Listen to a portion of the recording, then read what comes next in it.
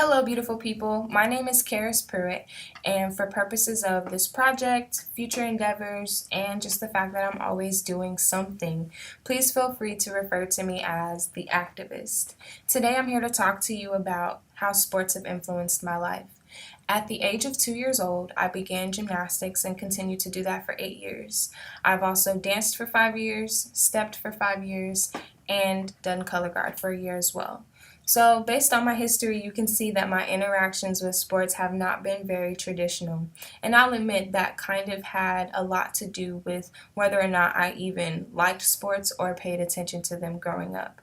I really wasn't even interested in anything pertaining to a sport until I got to high school, and that was only because I was dating a quarterback at the time.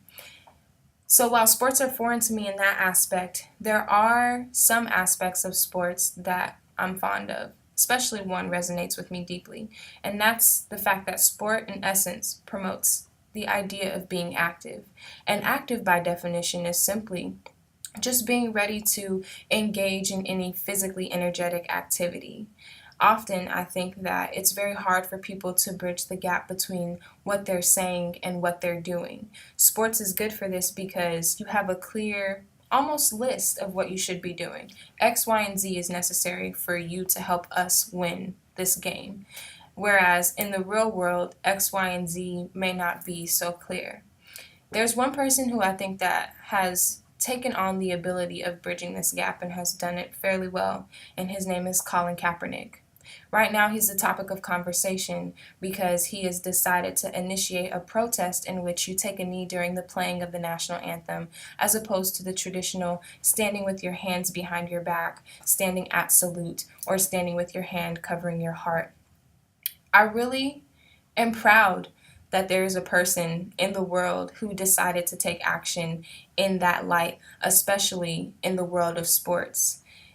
In sports, everything is very clear cut. If you don't do X, Y, and Z, then your team loses the ball or your team doesn't win. Whereas in the real world, it takes some time for you to see the consequences of an individual not implementing their X, Y, and Z, whatever that may be.